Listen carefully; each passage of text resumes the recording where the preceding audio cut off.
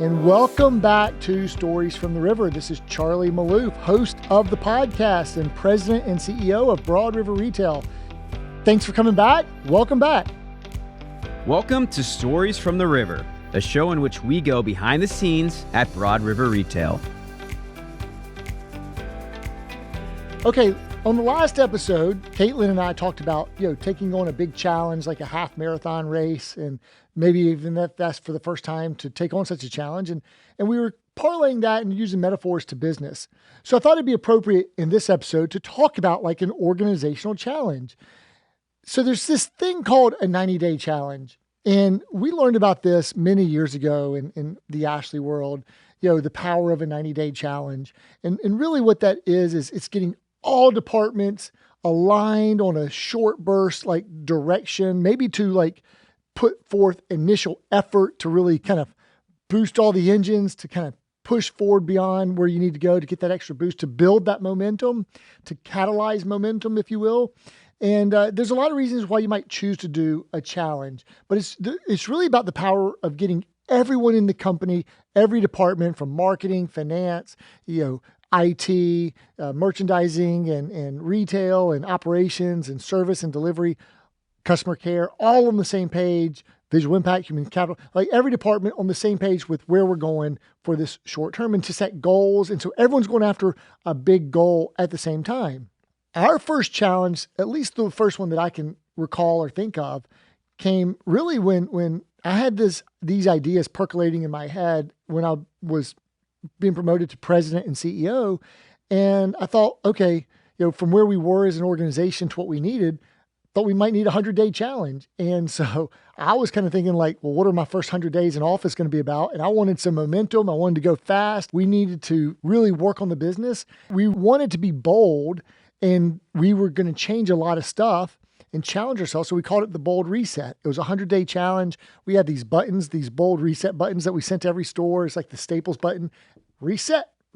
And so we were just changing the news on everything, changing the paint, changing department names. We changed from human resources to human capital. We changed our furniture protection plan provider. We changed our home delivery provider. We changed comp plans. We that's when we started paying commission on delivery. We changed delivery. We didn't commoditize it. We branded it as Dash Delivery Assembly Service in her home. And then we paid commission on it. So we changed like the paint on a lot of things. We changed our uniforms at that time.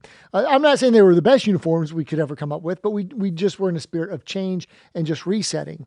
And that was the challenge. We were fully aligned. And then we were changing our operational processes and like loadout and things of that nature. And then we needed to kind of get to Fort Mill. So the 100 days had expired, and we went through our money ball. We were changing our calendars and days of the week and themes, daily themes. And we had like 30 more days to go. So we called that an Encore Event. We called it our Bold Sprint. So we went from our Bold Reset, which was like the beginning of July to the end of September. And then we needed 30 more days to get to our new campus in Fort Mill. This was in 2015. So going into the fourth quarter of 2015. So we called it our Bold Sprint, our 30-day challenge to get to the tag on, because we had such success with that first challenge. And that worked for us. So we had our Bold Reset, our Bold Sprint. We got moved into our new campus. We came into the beginning of 2016, and we thought, let's do another challenge. And so sometimes you have to find it's the right time and season to do a challenge. So we did our 75-day race to win. That one wasn't as successful, but we really tried to push and tried to get a lot of initiatives done. And at that level, it was successful, but our people were getting tired. Manny was very fond of telling me, Charlie, our leaders are tired. They're tired. And so sometimes you can push too much. And we were pushing. We were trying to get the engine pushing and trying to get that effort going.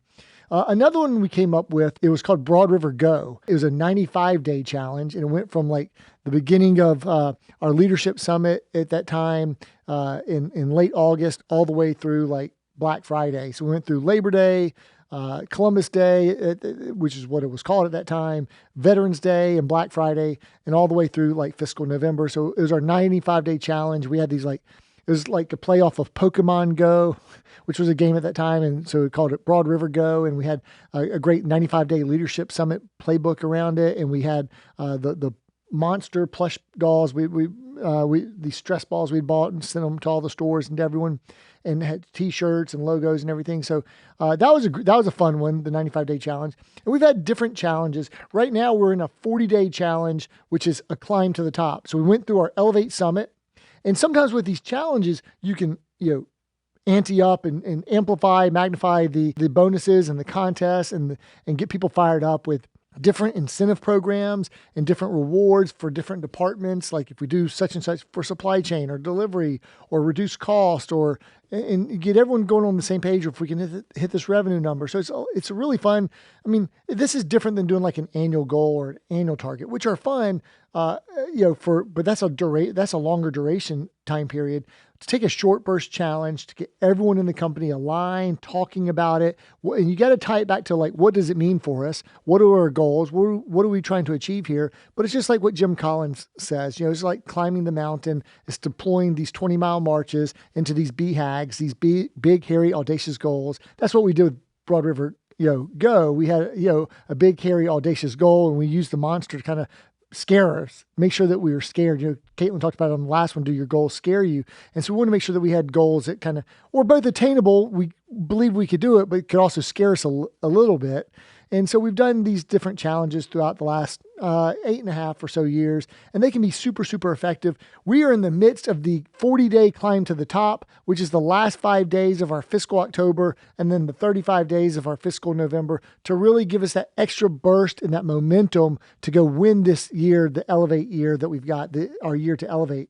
And that's how we want to finish the year strong with momentum carrying into 2024, which not a lot of people in our industry or economists are saying, hey, it's going to be an awesome year. But how can you win? How can you thrive? How can you elevate, in spite of what the economists are calling for in a year? And that's where a challenge can really get you to outpace your moving average or the industry average, and to really go hard at like these big goals and to get everyone aligned on the same page.